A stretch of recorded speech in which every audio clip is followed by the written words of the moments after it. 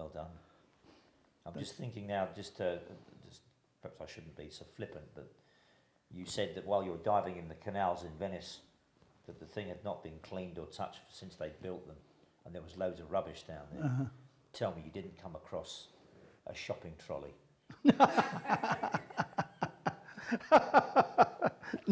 No. Everywhere you go, there's always a Shopping Tesco or a Sainsbury's shopping trolley. It would have been funny if you had it up though. You can either leave that in or cut that out. No, I like it. Leave that in. One thing I do recall is that we found a bicycle. Yeah. And I remember saying, what the bloody hell do you want a bicycle in this place for? You know. So I remember you telling me about the fact that a lot of Italians had volunteered to help you clear the mines from the canals, divers, in Venice. Yes. What other stories can you think of? There was a story about the Ponte di Tetta. Ponte Tetta. That's the Bridge of Tits, which is very famous and goes back for centuries, I believe. Yeah. The practice of the local prostitutes hang about there, showing their breasts. Yeah, yeah. To obviously attract customers. Yeah. Yes.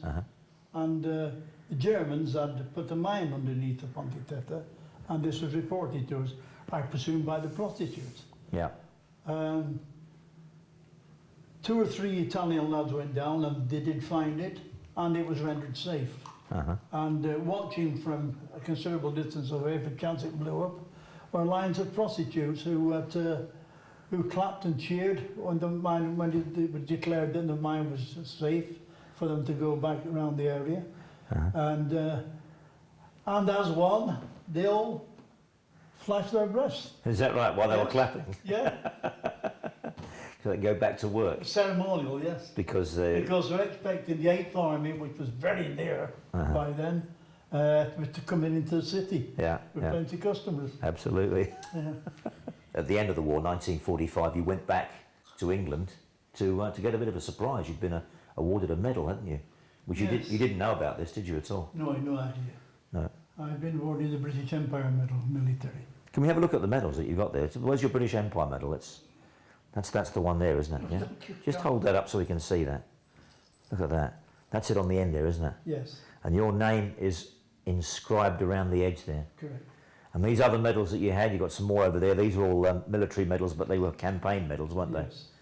You can see you've got one there for Italy, for France, the Atlantic. Goodness me, you certainly did pick up a few, didn't you? In North Africa. North Africa as well, yeah. And the Victory Medal. Victory Medal as well. War in Europe, yes. Goodness me. A few, didn't I?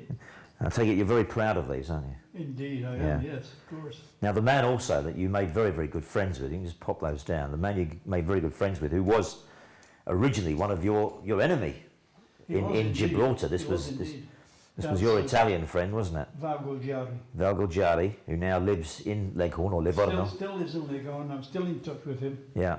And matter of fact, Italy had capitulated. Yeah. And the Germans were treating the Italians terribly. One day he knocked at the door of the Villa Banti where we lived, our billet that was, and he said, I would like a job diving. In his broken English, I'd like a job diving. And we said, you're a diver? He said, yeah. He said, I was in Gibraltar working against you. And, so he was the man putting the mines on the ships while you were busily taking them off. Yes, we've many joke about that. I bet you have, yeah. Now he won some medals. Well, you've got his miniatures here for his medals. He gave me his miniatures when we were there, and that's if you can see them. Just hold those up for the camera there. There is 2 medals there. These 2 silver ones here, yeah. They are the Il Valor Militar. And the other 3 are... Valor de Guerra, isn't it? Yeah, Valor de Guerra. So war hero medals. Yes. And this other one here, which is quite a beautiful medal as well from the Italian government here. What is this one? That's very much like... see if I can hold that up to the camera. It's simply a medal proving that he was a frogman. And that's the frogman's medal. Yeah, fantastic. Yeah.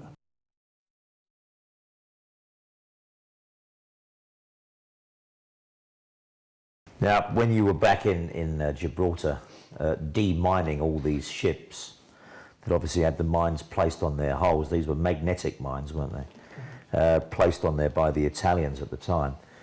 What was part of your diving kit that you could remove these mines with? You had some sort of an amazing knife which you've brought with you today, haven't you? Can we have a look at that? This thing, look at this. And this is a brass sheath with a big thick, I mean they don't make them like they used to, do they? This is amazing. This is, can we just pull this out? Is that okay? Of course. Can we? I find it a bit rusty, I think. Look at that. That's certainly seen some use, hasn't it? Look at that. Seawater as well. The salt has really rotted away that blade there, but it's nice and thick. You would use this to literally prise the magnetic mines from, what would you do? You'd jam this off the flat side of the ship's plate. Yeah, you jam this down the back of the mine and just lever it forward. But also, it so wasn't just used for that. They were not the only type of mines.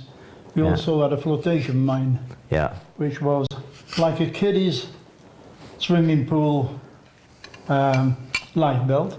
Yeah. And the mine inside it. All right, okay. Mine about that size inside. And that would float up underneath the ship's hull, would it? That's right. So how would you remove that with you just burst it? Yes, let it sink. And it sinks to the bottom. Yes. Yeah. You don't have to handle a mine unless it's essential. If you can blow it, blow it. Yeah. That's an amazing bit of kit. I'm glad you brought that in today. It's lovely. This must mean a lot to you. Spent a lot of time by your side, didn't it? Yeah. I've had it a lot of years, haven't I? Yeah. It's a nice looking thing, and it's still in good condition, isn't it? I've had that since I was about 21, 22 years of age, and I'm now 87. Goodness me, since you was your early 20s, that's a heck of a blade on there. Amazing. Well, thanks for bringing that in today. That's superb. So, after the war, Sydney, did you lose touch with Commander Crabb? Yes, for a number of years, about 4 to 5 years. I did search for him, but I believe he was on some very secret work for the Admiralty and for naval intelligence in various parts of the world. So I couldn't contact him. But I did eventually meet him in a most peculiar way. The Royal Navy had a request from the Duke of Argyll up in Tobermoor in Mull to search for a Spanish galleon that I believe was sunk there in 1588. Or the reason for her sinking was that she had gone in there for help from the locals. They had all worked on it to repair her, and when they wanted paying, they would not pay. So I believe so the story goes, one of the locals had gone aboard asking for pay for money and been refused, and he grasped a burning brand, I presume it was an illumination brand, and slung it into the magazine and blew the ship into 2 pieces, which sank in the harbour, of course. And he requested naval help, and the Navy, thinking it'd be good exercise for the frogmen, stated yes, they would help. Travelling north on the LMS railway from London to up to Scotland, I came out of my compartment and was walking along towards the toilets, and when I had landed in another compartment, and to my amazement and my joy, I saw Commander Crabb sat there. I noticed, first of all, frankly, his 3 gold stripes, wavy navy stripes. And we had a touching reunion. I opened the door and said, "Hello, sir." And he looked up, and recognition came into his eyes, and he said, "Hello, Knowles." Like he'd not seen each other for 10 minutes. The significance of our meeting. Yeah. I believe you went back and you dove again on this Spanish wreck, did you not? Yes, it'd be a couple of years later. Commander Crabb contacted me.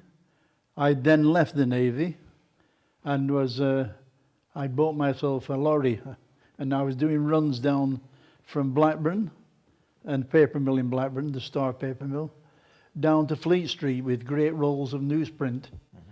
And I used to call to Commander Crabb's flat in Hans Road in London, and so we were always in touch.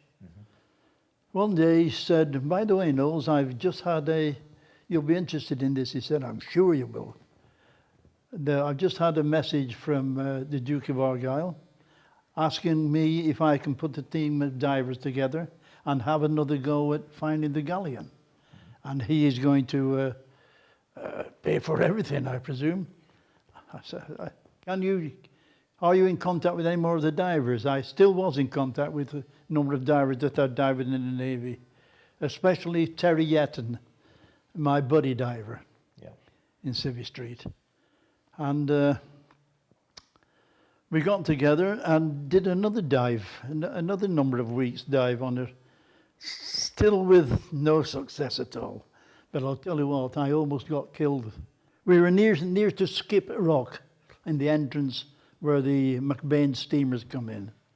And I'd gone down in about 65, 70 foot of water. And I was digging on the bottom.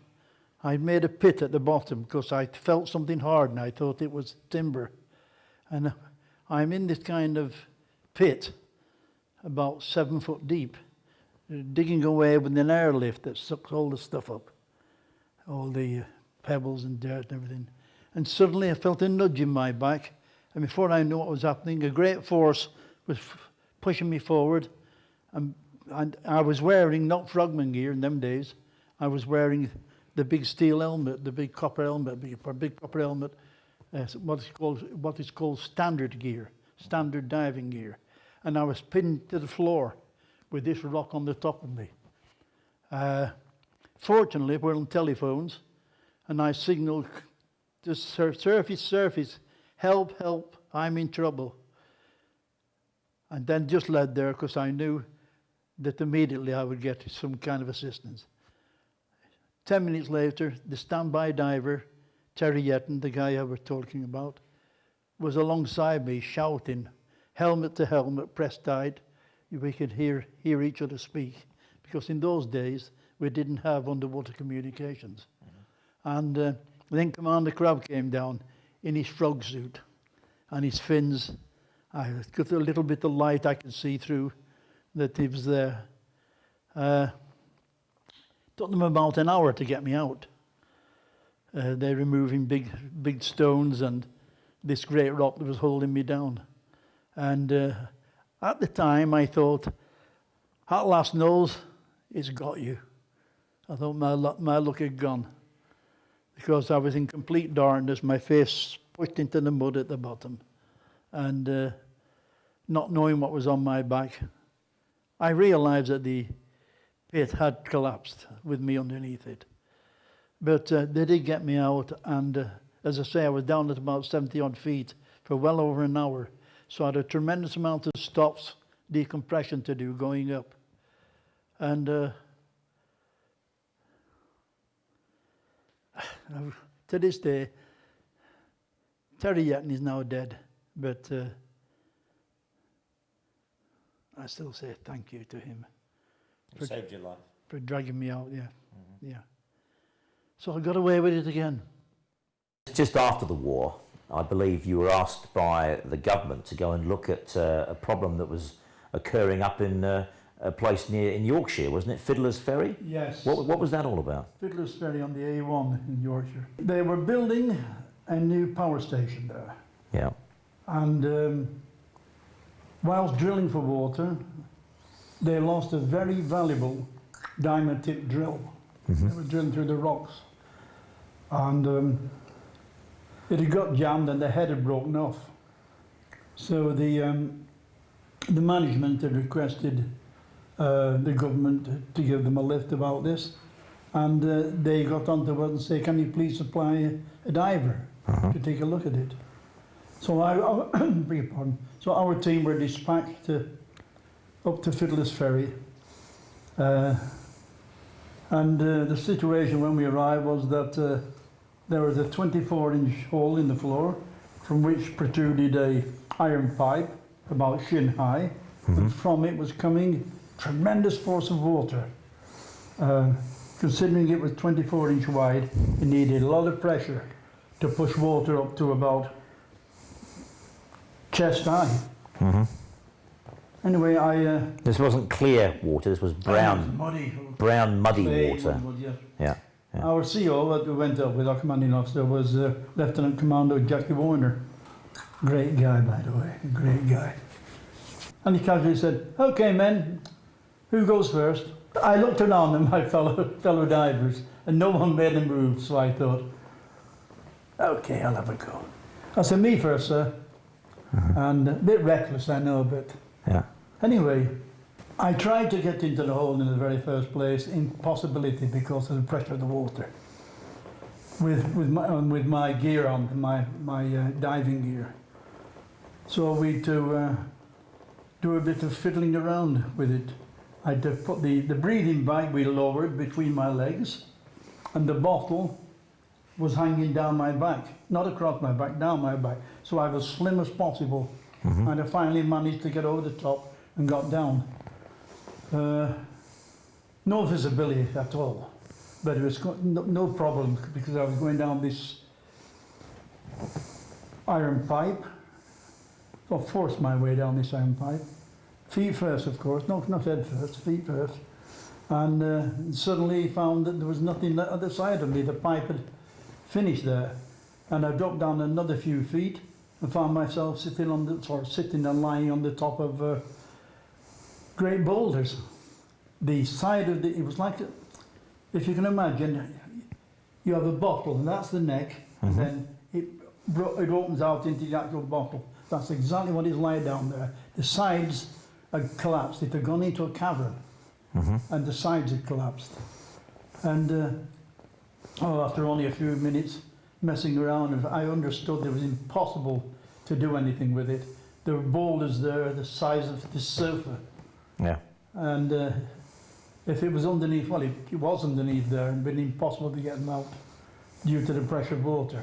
Had it been just slack water, we could have done it. We could have got some type of lift to get it out. But I understood straight away that was an impossibility, and I'll go up to report and do a sketch of what the situation was down there. I gave 4 pulls on my shot rope to the attendant above that I was coming up, and started moving up towards the neck part of this cavern. Suddenly, without any feeling, I was sucked up like that, and shot through the part where I'd come down inside the So the steel tube. Yeah. inside the tube, that is, yeah. I was jammed in the tube like that, and then suddenly I'm on my way up at terrific speed, and spewed out at the top on my face and knees and everything, and terrific pain in my left ear, and my eardrum had burst. What had caused that? Just a change in pressure? I should imagine so, yes, yes. Yes, it was in and out pressure, in and out pressure. And I say, I picked myself up, with blood pouring through out of my ear, and Jackie Warner said, "Come on, Knowles, we're going to get you to a hospital." So we went to the nearest bus stop and asked someone where the nearest hospital was. So you caught a bus to the hospital? Yes, we did. With blood pouring from your left Well, ear? I'd wrapped a towel around my head, and I was in my uniform, and my blue and white collar was saturated in blood. And got to the hospital where they treated me. Whilst we were there, I was approached by a newspaper reporter from the Yorkshire Post who actually was reporting something else there. And that evening, the whole incident was reported in the Yorkshire Post. In the local newspaper? Yeah. Just out of interest, how long did you have to wait for the bus? Oh, 15, 20 minutes, I don't know. And ladies around were saying, "Look at that sailor's blood, all the blood pouring down his neck." Yeah. 20 minutes for a bus while you're standing there slowly bleeding to death. Well, I wouldn't say that. I wasn't bleeding to death, it was just a discharge of blood. One thing you didn't mention, what was the length of the tube before the cavern opened out? So the neck of the bottle, as you put it. About 35 feet. And how's your ear? Okay, I didn't die for about 2 months, 3 months, while the scar came off my ear. I had to report regular to the Navy, or I was going to say quack then. Quack. That's what we used to call them. Now, Sydney, I believe you went for a short while to work in Canada, didn't you? Yes, I did. I went to work on the St. Lawrence project. I only went up and managed 6 months up there, because I went up just after spring and I just this summer to work before he come back into autumn, and then the whole water in the area, including the edges of the lakes, all ice up. They freeze over. Freeze over, exactly. Yeah. So you can't work, obviously. No, it's seasonal work. Yeah. Yeah. So you got paid well for that. You came back to the UK. I got paid very well, and I had very little to do, very little diving to do, to tell you the truth. I still got paid my top whack. Uh-huh. I was very happy about that return to England. Yeah. Got the tip that if I had a wagon, I could get a good job. So I bought a wagon, an old ERF wagon, and got a contract from a paper mill in Blackburn called the Star Paper Mill to run newsprint from Blackburn down to Fleet Street, London. Overnight runs, about 3 a week, which was very good because I was able to contact Commander Crabb, who lived in Hansa Road. Yeah. So every couple of weeks we used to meet together. We'd go out to dinner and talk about jobs and various things, and later get mixed up with the MI5 and MI6 and all sorts of things like that. Yeah. It was at this stage that he asked you to do a job with him, wasn't it? A bit of an investigative job for a Russian ship that was coming in. Yes, he said he'd been contacted by the American Navy and Royal Naval Intelligence to examine a Russian cruiser called the Sverdlov that was coming into Portsmouth, and they wanted to know why she could maneuver so well. Obviously there was something underneath her that made her so. Yeah.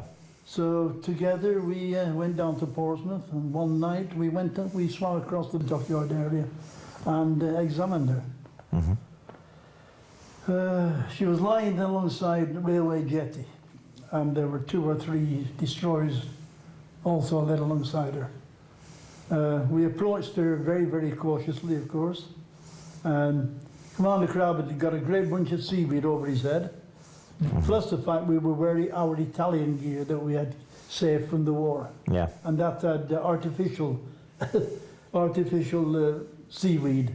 And, Oh, yeah. That's to cut out As the face and the eyes and that. camouflage in the water. Yeah. And I found a fish box floating very near to me, Yeah. which I lifted up and put above my head, because as I drifted towards the ships, because no one wanted to take a second look at the floating box. No. And your head was inside it. Exactly. So you were a floating fish box. Very original for camouflage. Yeah, right. And what did you find when you finally reached the ship? We went down below, took a guff of oxygen and disappeared under the water, and examined the screws and the rudder, and then we headed up forward where Commander Crabb asked me to wait there. Anyway, after a while he came back and said, let's go. We got back safely, but on the way back I said to him, "You was a very long time, sir." He said, "Yes." He said, "I'm sorry, I hope I haven't worried you." He said, "My oxygen was getting low, so I got back as quick as I could after I'd searched the destroyers." As well. Yes, so he literally searched the destroyers. So he'd done 3 ships. This is the man I love. This is why I followed him everywhere. And on the Sverdlov, what did you find? What was its manoeuvrability all about? Yes, by the way, I must say, tell you that. He went up forward and he said, "Follow me," and I joined him. And right in the bow, we found the very first, I'd never heard of one before, and I believe it was the first, I don't think the Brits had any, a thrust propeller. So if they wanted to go port to starboard, they just swung the propeller over and thrust. So it was a rotating propeller in the Exactly. bow of the ship. Yes. So that was new technology, I suppose, really. Yeah, as far as I was concerned, it was. I'd never heard of one before. So your mission was a success, Complete, yeah.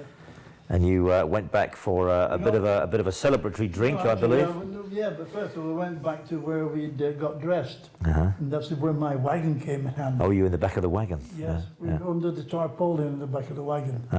And by the way, I didn't state that we had a Mr. Smith with us, who I sussed out as an American naval officer. I sussed him out as such, though I could not swear to this. And we found him asleep in the cab. waiting for us. Oh, yeah. Anyway, congratulating ourselves, we had a bottle of single malt, Yeah. and we had a couple of wets from that before we stripped down. And then we went on our joyous way back to London, back to his flat. Successful mission. Yes, indeed. Well done. Sydney, tell me, after your successful dive on the Sverdlov, you then went back to Commander Crabb's flat, didn't you, in Hands Road in London, Yes. where you continued a few celebrations, but it was there that Commander Crabb informed you that he'd been bowler-hatted, I think is the phrase in inverted commas. Exactly what does that mean? Does it mean he's been Bowler hat, decommissioned, is he, or...? means he takes off his service cap and replaces it with a civilian bowler hat. So he, No longer in the Navy. so he was he asked to leave, or did he leave of his own accord, or...? No, he was just told that his services were no longer required. And this is at the end of the war, his obviously. commission, Yeah, yes. yeah. So how did he feel about that? Broken hearted. Was he really? Do you know why he was decommissioned? Was it because there was no work for him, or was there other reasons, do you think? Or because you told me that the sadness of it all is that there's a man who's become a hero for his country and done so much during the Second World War, probably saved thousands upon thousands of lives with your services involved and the other lads in your team by demining ships and making mines all over Europe safe. After all this, there's a man who goes out to try and find a job, and I think without the person realising that he was insulting Commander Crabb, was offering him, I believe, a job carrying an aid board up and down a street, advertising something. That is correct, yes. Yeah. Which broke his heart. Yeah. And, excuse me if I... No, it's fine. I know these are sad memories for you, and I must admit, you did tell me that. It's the thoughts of him in front of me, actually sobbing. So it brought him to tears as well. Yeah. Do you think he'd felt let down by his country and his government, that Very much so. Very much he so. just worked so many hard years through the war? Yeah. Yeah. For what he'd done for his country, Mhm. for his king.